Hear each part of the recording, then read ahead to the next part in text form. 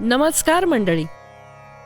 साहित्याचे लेणे या आपल्या सदरात आपण ऐकणार आहोत वेगवेगळ्या विषयांवरचे लेख, ललित, गद्य, पद्य, कथा आणि बरंच काही.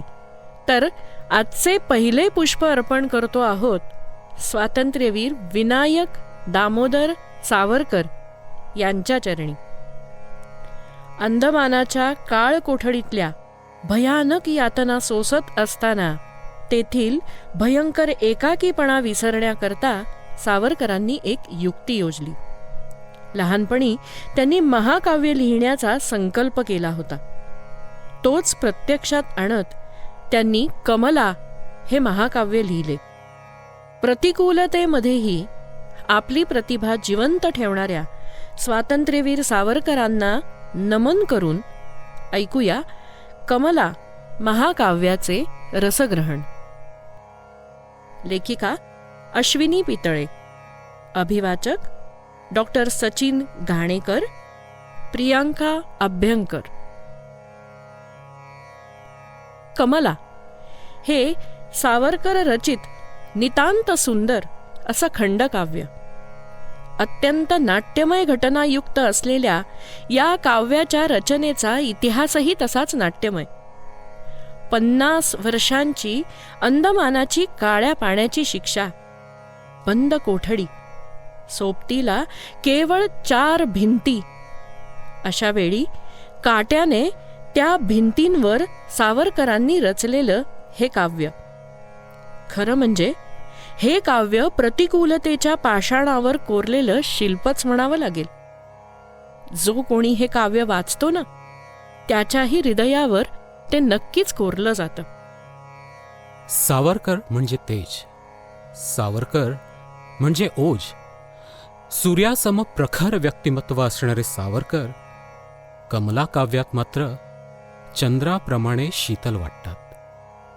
कमला या काव्याचे गद्य अनुवादक भा. ल. रानडे म्हणतात, अन्य साहित्यात सावरकर मर्यादा पुरुषोत्तम रामासारखे उत्तुंग अतिमानुष वाटतात, तर कमलामध्ये ते गोपाळ कृष्णासारखे खट्याळ, लढीवाळ आणि जवळचे वाटतात. कमला ही या काव्याची नायिका बरं का. तारुण्याच्या उंबरठ्यावर असलेल्या कमलेच्या नाजूक भावभावनांचे पापुद्रे अगदी अलगद हळुवारपणे सावरकर उलगडतात. स्त्री मनाचे आकलन आणि उकल सावरकरांनी इतकी सुंदर केली आहे ना की विस्मय वाटावा.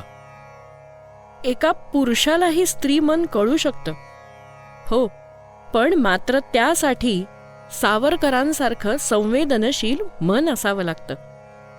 त्यांच्यासारख्या सहृदयी माणसात या स्त्रीसुलभ भावना उपजतच असाव्यात. साने गुरुजी म्हणतात त्याप्रमाणे पुरुषाला स्त्री होता आलं पाहिजे.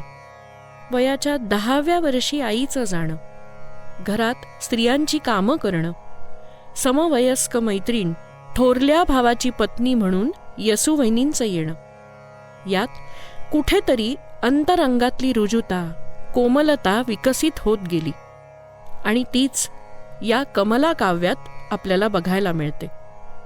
सावरकरांच्या इतर काव्यांमध्ये हेच ते कमलाचे वेगळेपण.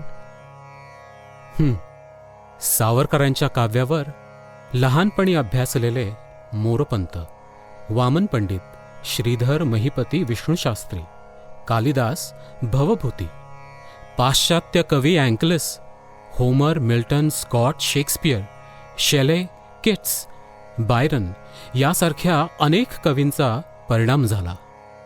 त्यांच्या काव्यप्रतिभेबद्दल तर काय म्हणावे. लहानपणी गाण्याच्या भेंड्या खेळताना एखादं गाणं अडलं की सावरकर तिथल्या तिथे ओव्या रचून गायचे.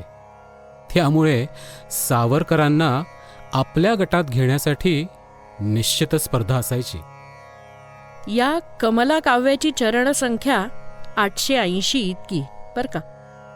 अवघे 8 वर्षांचे असताना सावरकरांनी महाकवी होण्याची मनीषा बोलून दाखवली होती.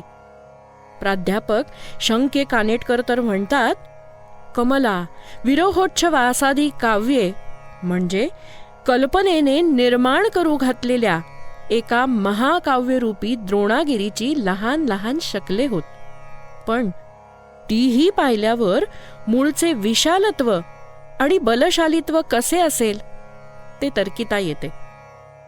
महाकाव्य रचण्यासाठी आवश्यक असणारी विद्वत्ता, प्रतिभा, उदात्तता, व्युत्पन्नता, विशाल दृष्टी आणि अभिजातता सावरकरांच्या ठायी होती. कमलाविषयी बोलताना बाळशास्त्री हरदास म्हणतात, हे केवळ एक काव्य जरी त्यांच्या प्रतिभेतून स्फुरते तरी ते महाकवी ठरावे इतक्या योग्यतेचे आहे.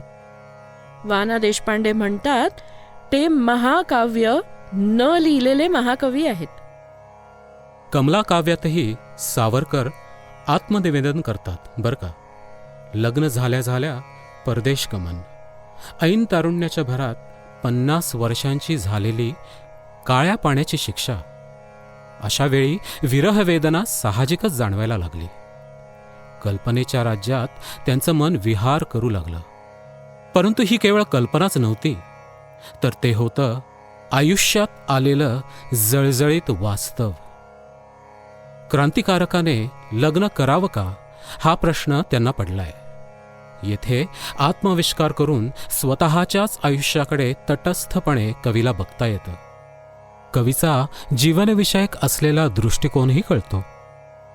कमला हे सावरकरांच्या क्रांतिकारक आयुष्याचे आत्मनिवेदनच वाटतं.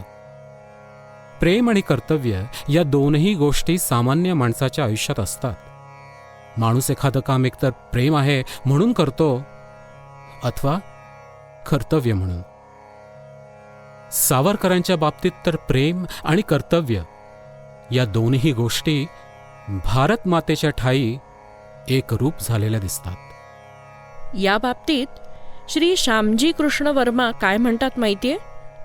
If Savarkar had any sweet heart, his country was the only sweet heart he had. Shreyas आणि प्रेयस यांचं अद्वैत सावरकर चरित्रात आणि ओघानं त्यांच्या सर्व वाङ्मयात बघायला मिळतं. भारत मातेवर विलक्षण प्रेम, त्यात मराठा साम्राज्य उभं करून रयतेचं दास्य विमोचन करणारे छत्रपती शिवाजी महाराज हे सावरकरांचं आराध्य दैवत. पेशव्यांचा इतिहास तर मुखोद्गत. या पार्श्वभूमीवर कमलामध्ये पानिपत युद्धाच्या प्रसंगावर आधारित हिंदूंची शौर्यगाथा, कर्तव्य भावना सावरकरांनी रंगवली. कमलाच्या कथानकात कौटुंबिक प्रसंग प्रामुख्याने असले तरी शेवट मात्र ध्येयवादानं, कर्तव्य भावनेने होतो. आणि तोच या कमला काव्याला एका उंचीवर नेऊन ठेवतो. आता कमलाचे काव्य आणि कथानक अतिशय चित्रमय वर्णनाने रोचक बनलंय बरं का. मुकुंद आणि कमला यांचा बालविवाह झालाय. कमला तिच्या प्रेमळ सासूच्या सहवासात सुखानं राहते. मुकुंद आणि त्याचा जिवलग मित्र मुकुल दोघेही सैनिकी पेशाचे तरुण. पाडव्यानिमित्त घरी आलेला मुकुंद बागेत कमलाला बघतो आणि गुपचूप तिचे चुंबन घेऊन येतो. त्या स्पर्शाच्या नव्या भावनांनी तिचं मन उमलून येतं. दुसऱ्या दिवशी ती ऋतुस्नात होते. 4 दिवसांनी होमहवनादी समारंभ घरात होतात. आणि मुकुलचं लग्न होईपर्यंत आपण व्रतस्थ राहू असे मुकुंद मुकुलला सांगतो. मुकुल मुकुंदाची मनधरणी करतो. तेवढ्यात बागेत काही तरुणी आणि प्रेमला येतात. प्रेमला कमलेची बहीण बरं का.